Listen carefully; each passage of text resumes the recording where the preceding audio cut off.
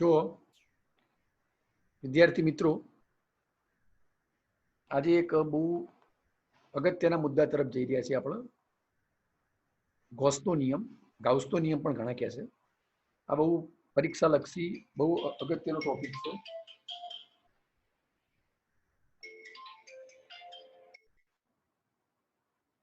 પરીક્ષામાં પૂછાય છે. પ્લસ આની પાછળ જે ટોપિક છેલ્લો બાકી રહ્યો છે એમાં આના ગૌસના નિયમના ઉપયોગ પણ વધારે આપ્યા છે.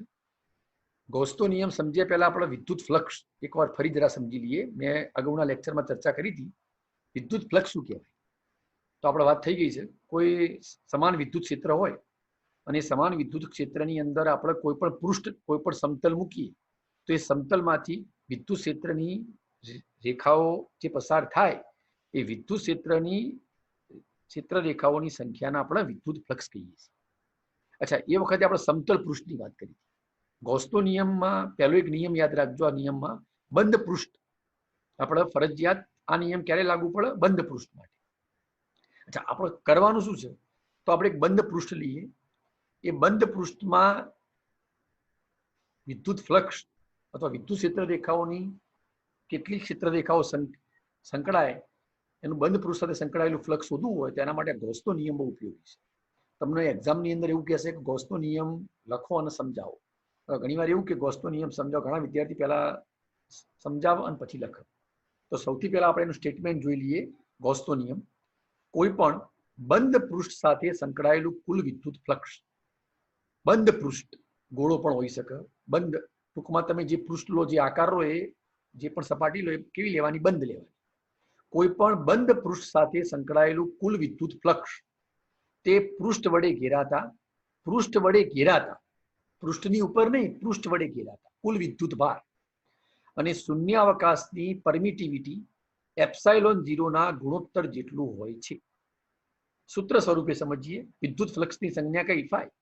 તો ફાઈ બરાબર સિગ્મા ક્યુ. સિગ્મા ક્યુ એટલે તમે જે પૃષ્ઠ પસંદ કરો એના વડે ઘેરાતો કુલ વિદ્યુત ભાર અને ભાગ્યા એપ્સાઇલોન 0. એપ્સાઇલોન 0 નો મતલબ થાય શૂન્યાવકાશની પરમિટિવિટી. આ બેના ગુણોત્તર જેટલું હોય એ આપણે સાબિત કરવા માંગીએ છીએ. આને ગૌસનો નિયમ તરીકે ઓળખી શકાય. હવે નિયમ સાબિત કઈ રીતે કરવો તો જરા જોઈએ. આપણે બંધ પૃષ્ઠ તરીકે મેં અહીંયા એક ગોળાકાર પૃષ્ઠ લીધું છે, એક ગોળો લીધો છે અને ગોળાના કેન્દ્ર ઉપર તમે જોઈ શકો છો આકૃતિમાં એક બિંદુવત વિદ્યુતભાર ક્યુ મૂક્યું છે. ગોળાના કેન્દ્ર ઉપર બિંદુવત વિદ્યુતભાર. તો તરત જ આપણા મગજમાં પ્રશ્ન થાય કે તમે જેવો ગોળાના કેન્દ્ર ઉપર વિદ્યુતભાર મૂકશો, ધન વિદ્યુતભાર મૂક્યો માની લો સપોઝ, તો આપણે ભણી ગયા કે ધન વિદ્યુતભારનું વિદ્યુત ક્ષેત્ર હંમેશા બહારની તરફ હોય અને એ પણ ત્રિજ્યાવર્તી દિશામાં. તો વિદ્યુત ક્ષેત્ર જે ખરું એ વિદ્યુત ક્ષેત્ર તમને સમગ્ર ગોળામાં ત્રિજ્યાવર્તી દિશામાં બહારની તરફ મળશે. આવું એક વિદ્યુત ક્ષેત્ર મેં આકૃતિમાં તમે જોઈ શકો છો. એક વિદ્યુત ક્ષેત્ર બતાવ્યું છે સદિશ ઈ વડે. ઓકે, તો આપણે આ વિદ્યુત ભાર તમે ગોળાના કેન્દ્ર ઉપર લો તો વિદ્યુત ક્ષેત્ર જે ખરું એ ગોળાના પૃષ્ઠમાંથી પસાર થાય એટલે ફ્લક્સ ઉત્પન્ન થાય. આ ફ્લક્સ કેટલું છે એ આપણે અહીંયા શોધવા માંગીએ છીએ. તો આકૃતિમાં એક બિંદુવત વિદ્યુતભાર ક્યુને આપણે ગોળાના કેન્દ્ર ઉપર લઈએ. બિંદુવત વિદ્યુતભાર ક્યુ ગોળાના કેન્દ્ર ઉપર લઈએ અને માની લો આર ત્રિજ્યાનો એક ગોળો વિચારીએ. હવે આ ગોળાના કેન્દ્ર ઉપર તમે બિંદુવત વિદ્યુતભાર ક્યુ લો એટલે ગોળા, જે ગોળાનું પૃષ્ઠ છે એના વડે વિદ્યુતભાર ઘેરાશે. પરિણામે સમગ્ર ગોળાની સપાટીમાંથી વિદ્યુત ક્ષેત્ર રેખાઓ પસાર થશે અને ત્રિજ્યાવર્તી દિશામાં હોય આવું એક ક્ષેત્ર મેં આકૃતિમાં સદિશ ઈ વડે દર્શાવ્યું છે. હવે આપણે અહીંયા શોધવા શું માંગીએ છીએ? સમગ્ર ગોળાના પૃષ્ઠ સાથે સંકળાયેલું કુલ ફ્લક્સ. તો એ શોધવા માટે થોડું આયોજન કરીએ. કયું આયોજન કરીએ? તો આપણે આ ગોળાને સૂક્ષ્મ પૃષ્ઠખંડોમાં વિભાજિત કરીએ. પૃષ્ઠખંડ એટલે શું સમજાવું. આખા ગોળાનું પૃષ્ઠ કહેવાય. તમે એ ગોળાના પૃષ્ઠને નાના નાના સૂક્ષ્મ ખંડોમાં, સૂક્ષ્મ ભાગોમાં વહેંચી દઈએ તો એક દરેક ભાગ પૃષ્ઠખંડ તરીકે ઓળખાય. આવો એક પૃષ્ઠખંડ મેં આકૃતિમાં બતાવ્યો છે. ગોળાનો નાનો પૃષ્ઠખંડ. પૃષ્ઠખંડ એટલે ગોળાના સમગ્ર પૃષ્ઠનો નાનો એક ભાગ, નાનો એક સૂક્ષ્મ ખંડ, એને પૃષ્ઠખંડ કહેવાય. માની લો કોઈ પણ એલ લંબાઈની રેખા હોય ને, રેખા, અને તમે એનો નાનો ખંડ વિચારો ને તો એને આપણે રેખાખંડ.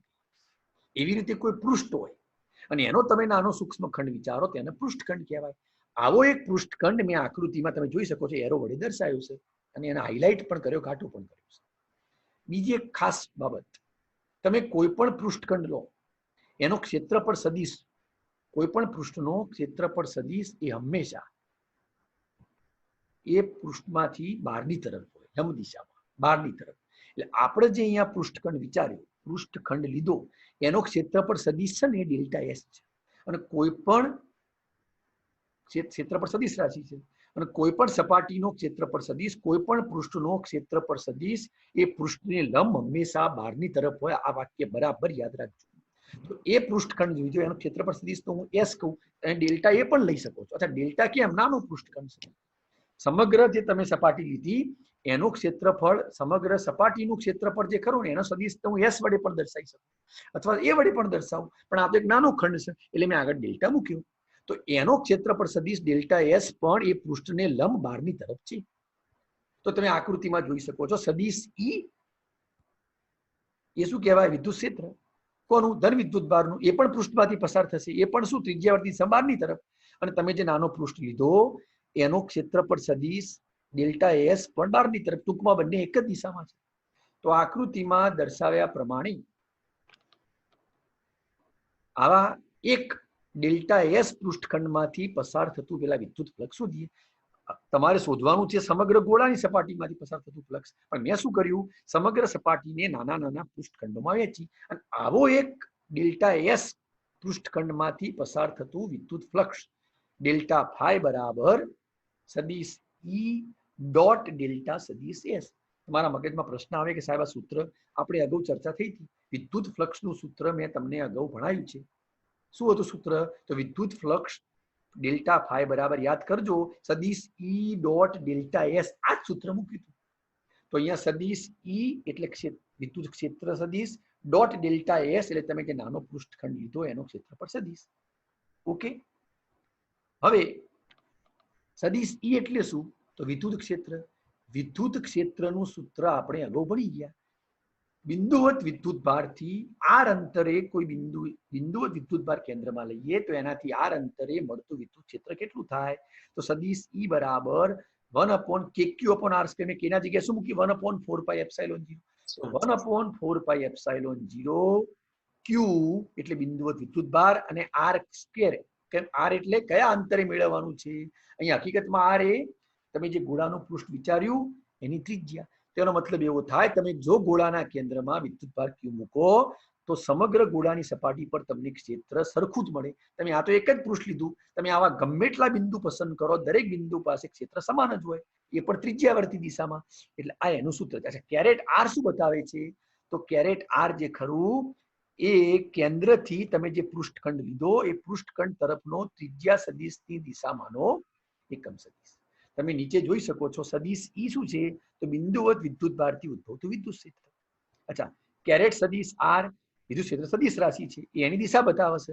કેન્દ્રથી, કેન્દ્રથી એટલે વિદ્યુત ભાર q થી પૃષ્ઠખંડ તરફ, તમે જે પૃષ્ઠખંડ વિચાર્યો એના તરફ ત્રિજ્યા સદિશની દિશામાં, કારણ કે આ તમને જે ક્ષેત્ર મળ્યું ત્રિજ્યાવર્તી દિશામાં મળ્યું, એટલે ત્રિજ્યા સદિશની દિશામાંનો એકમ સદિશ.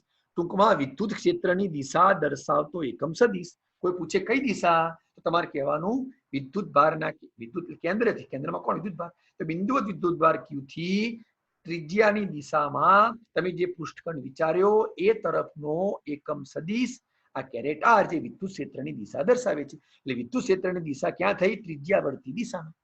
ઓકે, ચલો બાજુમાં જુઓ, ડેલ્ટા સદિશ એસ. અચ્છા, ડેલ્ટા સદિશ એસ મતલબ ક્ષેત્રફળ સદિશ, અને ક્ષેત્રફળ સદિશ રાશિ છે, તો એને કઈ રીતે લખાય? તો delta S dot R caret. સમજાવો, તમે 11માની અંદર સદિશોનું ચેપ્ટર શીખી ગયા, એમાં આપણે વાત થઈ હતી કોઈ પણ સદિશને દર્શાવવા કઈ રીતે દર્શાવી શકાય? તો સદિશ એ બરાબર, કોઈ પણ સદિશ એ લેવો હોય તો સદિશ એ બરાબર એ સદિશનું મૂલ્ય અને બાજુમાં એની દિશા દર્શાવતો એકમ સદિશ. તમે કૌંસમાં જોઈ શકો છો કે સદિશ એ બરાબર એનું મૂલ્ય dot N caret. N caret મતલબ સદિશની દિશા દર્શાવતો એકમ સદિશ. તો અહીંયા આપણે જે પૃષ્ઠખંડ વિચાર્યો એ પણ એક ક્ષેત્રફળ સદિશ છે, તો એને પણ કઈ રીતે દર્શાવી શકાય? આ કૌંસમાં મેં સદિશ દર્શાવ્યો પ્રમાણે, તો એનું પોતાનું મૂલ્ય, મૂલ્ય એટલે ડેલ્ટા એસ અને ડોટ આર કેરેટ. અચ્છા, ડોટ આર કેરેટ એટલે શું? અહીંયા જે ડોટ આર કેરેટ છે એનો મતલબ શું થાય? તો ડોટ આર કેરેટ નો મતલબ થાય એ તમે જે ક્ષેત્રફળ સદિશ લીધો એની દિશા દર્શાવતો એકમ સદિશ. ખ્યાલ આવ્યો? તો હવે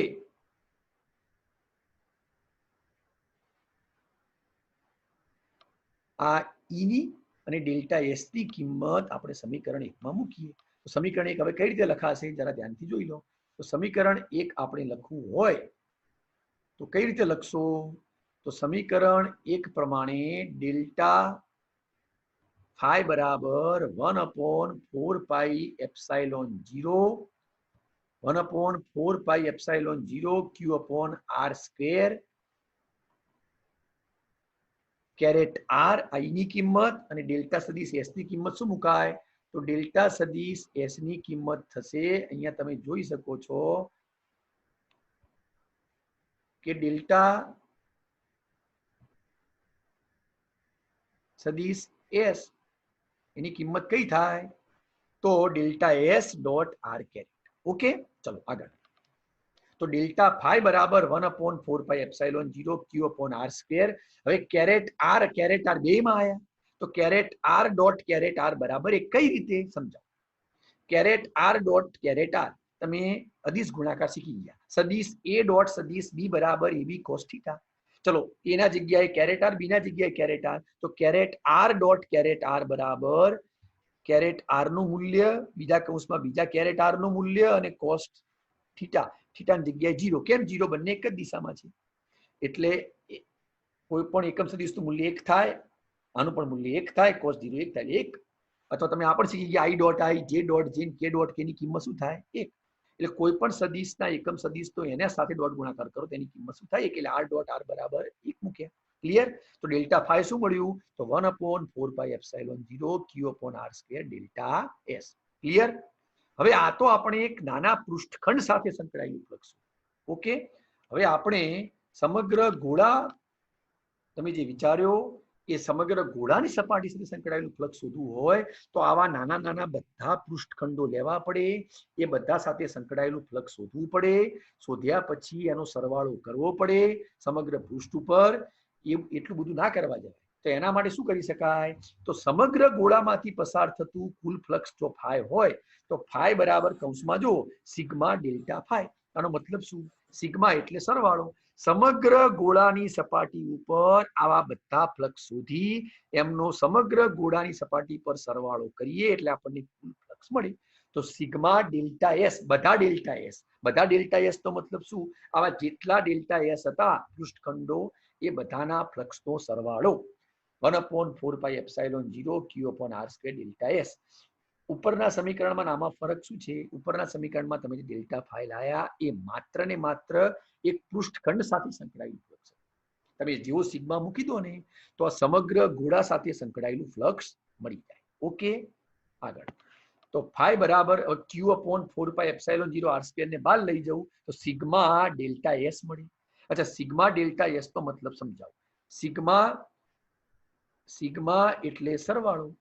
સરવાળો સમગ્ર ગોળાની સપાટી પર આવા બધા પૃષ્ઠખંડો જો લેવામાં આવે અને એમનો સમગ્ર ગોળાની સપાટી પર જો પૃષ્ઠખંડનો સરવાળો કરવામાં આવે તો આપણને સમગ્ર ગોળાની સપાટીનું પૃષ્ઠખંડ, સમગ્ર ગોળાની સપાટીનું ક્ષેત્રફળ મળે. એટલે હું એને કોના વડે દર્શાવીશ? એસ વડે. તો આજે સિગ્મા ડેલ્ટા એસ છે એના જગ્યાએ હું એસ મૂકી શકું. અચ્છા, એસ એટલે શું? ગોળાનું કુલ ક્ષેત્રફળ. ફરી વાર સમજો કઈ રીતે લાયા. સમજો, આ ડેલ્ટા એસ શું હતો? એક નાનો પૃષ્ઠખંડ. તમે એક સરખા પૃષ્ઠખંડો લઈ લો, એક સરખા પૃષ્ઠખંડ, અને બધા પૃષ્ઠખંડો લઈ તમે સમગ્ર ગોળાની સપાટી પર આ બધા પૃષ્ઠખંડોના ક્ષેત્રફળોનો સરવાળો કરતા જાઓ તો આખા ગોળાની સપાટીનું તમને કુલ ક્ષેત્રફળ મળી જાય. એને 4πr² કહેવાય. તો એસ ના જગ્યાએ શું મુકાય? 4πr². ઓકે, 4π ઉડી ગયા, r² ઉડી ગયા. તો ફાઈ બરાબર Q/ε0. Q એટલે શું? સપાટી વડે, ગોળાની સપાટી વડે ઘેરાયેલો કુલ વિદ્યુત ભાર, અને ε0 એટલે શૂન્યાવકાશની પરમિટિવિટી. તો આ સમીકરણ 2 ને કહેવાય ગૌસનો નિયમ. મેં પહેલા સ્ટેટમેન્ટ લખ્યું હતું, ઘણા વિદ્યાર્થી હવે પણ લખી શકે. કઈ રીતે બોલી શકાય? તો આ રીતે બોલી શકાય કે કોઈ પણ બંધ પૃષ્ઠમાંથી પસાર થતું કોઈ બંધ પૃષ્ઠમાંથી પસાર થતું અથવા બંધ પૃષ્ઠ સાથે સંકળાયેલું કુલ વિદ્યુત ફ્લક્સ ફાઈ એ પૃષ્ઠ વડે ઘેરાતો કુલ વિદ્યુત ભાર એટલે કે ક્યુ અને શૂન્યાવકાશની પરમિટિવિટીના ગુણોત્તર જેટલું હોય છે. આ વિધાનને, આ સ્ટેટમેન્ટને, આ નિયમને, આ સૂત્રને ગાઉસના નિયમ તરીકે ઓળખવામાં આવે છે. હવે માની લો વિદ્યુત ભારનું વિતરણ સતત હોય, મતલબ બતાવો તમે જે ગોળો વિચાર્યો એમાં વિદ્યુત ભારનું વિતરણ સતત લઈ અને પૃષ્ઠકણ અતિ સૂક્ષ્મ વિદ્યુત ભારની એરેન્જમેન્ટ એની ગોઠવણી વ્યવસ્થિત હોય, પૃષ્ઠખંડ અતિ સૂક્ષ્મ હોય તો તમે આજે લિમિટ ક્ષેત્રફળ સદિશથી limit delta S tends to 0 થશે, મતલબ પૃષ્ઠખંડ નાના બનતા જશે, શૂન્યવત થતા જશે, તો તમે ડેલ્ટા એસ ના જગ્યાએ શું મૂકી શકો? ડીએસ. તો તમે આ જ સમીકરણને સંકલન સ્વરૂપે પણ લખી શકો. વ્યાપક સૂત્ર કહેવાય. કઈ રીતે? તો ફાઈ બરાબર સિગ્મા કાઢી નાખી આગળ સંકલનમાં એસ અને પૃષ્ઠ સંકલન કે શું કહેવાય? પૃષ્ઠ સંકલન સદિશ ઈ ડોટ ડીએસ. આપણે શરૂઆતમાં ઈ ડોટ ડેલ્ટા એસ લાયા હતા ને એના જગ્યાએ ઈ ડોટ ડીએસ બરાબર સિગ્મા ક્યુ અપોન એપ્સાઇલોન 0. આ સમીકરણ જે એક શરૂઆત કરી સમીકરણ એક જે લાયા હતા ને ત્યારે એનું વ્યાપક સ્વરૂપ છે. કોનું વ્યાપક સ્વરૂપ? તો હવે શું બોલી શકાય? તો વિદ્યુત ફ્લક્સ ફાઈ બરાબર પૃષ્ઠ સંકલન એસ સદિશ ઈ ડોટ સદિશ ડીએસ બરાબર સિગ્મા ક્યુ ભાગ્યા એપ્સાઇલોન 0. ફાઈ બરાબર શું થાય? સદિશ ઈ ડોટ ડીએસ અને એની તમે જવાબ એની કિંમત શું લાયા? સિગ્મા ક્યુ અપોન એપ્સાઇલોન 0. આને કહેવાય ગાઉસના નિયમનું સૂત્ર. ઓકે. જો બંધ સપાટી વડે આપણે એવું કહીએ કે બંધ સપાટી વડે કોઈ વિદ્યુત ભાર ઘેરાતો ના હોય, મતલબ સમજો તમે જે બિંદુઓ વિદ્યુત ભાર કેન્દ્રમાં લીધો, માની લો કોઈ વિદ્યુત ભાર ઘેરાતો જ નથી તો સિગ્મા ક્યુ બરાબર 0 થઈ જાય. તો ઉપરના સૂત્રમાં સિગ્મા ક્યુ બરાબર 0 મૂકો તો ફ્લક્સ કેટલું મળે? 0. એનો મતલબ શું થાય કે તમે કોઈ વિદ્યુત ભાર જ જો કેન્દ્રમાં ના લો તો સપાટી વડે કોઈ વિદ્યુત ભાર ઘેરાતો નથી. સપાટી વડે કોઈ વિદ્યુત ભાર ના ઘેરાય તો કોઈ ક્ષેત્ર રેખાઓ પસાર થતી નથી, પરિણામે કોઈ ફ્લક્સ મળતું નથી. એટલે ફાઈ બરાબર શું મળશે આપણને? 0. 0 એટલે 0. ઓકે. ચલો હવે આપણે આગળ આ ધ્યાન આપો. હવે આ ગાઉસના નિયમની થોડી વિગતવાર સમજૂતી આપી. જરા ધ્યાનથી જુઓ. મેં એક નળાકાર પૃષ્ઠ, આ એક બીજી વાત, બહુ અગત્યની વાત કહું છું. તમે ગાઉસના નિયમમાં જે પણ પૃષ્ઠ લો, જે પણ પૃષ્ઠ વિચારો એને ગાઉસિયન પૃષ્ઠ કહેવાય. હા, એ વર્તુળાકાર, ગોળાકારે હોઈ શકે, એક સમતલ પણ હોઈ શકે, એક અનંત લંબાઈનો તાર પણ હોઈ શકે, એ નળાકાર પણ હોઈ શકે. ટૂંકમાં એને ગાઉસિયન પૃષ્ઠ કહેવાય. તો અહીંયા આપણે એક નળાકારીય ગાઉસિયન પૃષ્ઠ વિચારીએ. ધ્યાનથી જોજો. મેં 3 સપાટી નામ પાડ્યું: સપાટી 1, સપાટી 2, સપાટી 3. અચ્છા, સપાટી 1 અને 2 આડછેદ કહેવાય. શું કહેવાય? આડછેદ. આડછેદનો આકાર વર્તુળાકાર. અને સપાટી 3 શું કહેવાય? એ સપાટી 3 એનું વક્ર પૃષ્ઠ કહેવાય. શું કહેવાય? વક્ર પૃષ્ઠ. તો 1 અને 2 વર્તુળાકાર આડછેદ અને સપાટી 3 એનું પૃષ્ઠ, વક્ર વર્તુળાકાર પૃષ્ઠ અથવા વક્ર પૃષ્ઠ. ઓકે. હવે વિદ્યુત ક્ષેત્ર જે ખરું એ નળાકારની અક્ષમાં ધન એક્સ દિશામાં છે. તમે જોઈ શકો છો વિદ્યુત ક્ષેત્ર સદિશ ઈ વડે દર્શાવ્યું, એનું ડાયરેક્શન નળાકારની અક્ષ ઉપર સંપાત થાય, ધન એક્સ દિશામાં છે. ક્લિયર? તો નળાકારની અક્ષ અને વિદ્યુત ક્ષેત્ર સદિશ ઈ એ બંને સંપાત થાય, બંને એક જ દિશામાં છે. પરંતુ બધા સપાટીના ક્ષેત્રફળ સદિશ અલગ અલગ ડાયરેક્શનમાં હોય. સપોઝ સપાટી 1 માટે વિચારીએ તો સપાટી 1 માટે ક્ષેત્રફળ સદિશ તમે જોઈ શકો છો એને લંબ બહારની તરફ ડાબી બાજુ છે, લંબ દિશામાં. એટલે સપાટી 2 માટે તો સપાટી 2 માટે ક્ષેત્રફળ સદિશ S2 એ પણ એને લંબ બહારની દિશામાં એટલે કે ધન જમણી બાજુ છે. અને સપાટી 3 નો પણ ક્ષેત્રફળ સદિશ લંબ બહારની દિશામાં ઉપરની તરફ છે. S1 ડાબી તરફ ઋણ x દિશામાં, S2 જમણી તરફ ધન x દિશામાં, અને જે S3 લીધો એ ધન y દિશામાં અથવા અક્ષને લંબ દિશામાં, એ ઉપરની તરફ. હવે આપણે શું કરવા માંગીએ છીએ? તો આ સમગ્ર નળાકાર સાથે સંકળાયેલું ફ્લક્સ શોધવું છે. તો કુલ ફ્લક્સ ફાઈ થશે. અહીંયા મિત્રો 3 ફ્લક્સ મળશે. એક સપાટી 1 નું જુદું, સપાટી 2 નું જુદું, સપાટી 3 નું જુદું. આ બધા ફ્લક્સ શોધી એનો સરવાળો કરીશું ત્યારે આપણને કુલ ફ્લક્સ મળશે. તો સમાન વિદ્યુત ક્ષેત્ર ઈમાં એક બંધ નળાકાર લીધો જેની અક્ષ એ સદિશ ઈને સમાંતર, ઈ એટલે વિદ્યુત ક્ષેત્ર.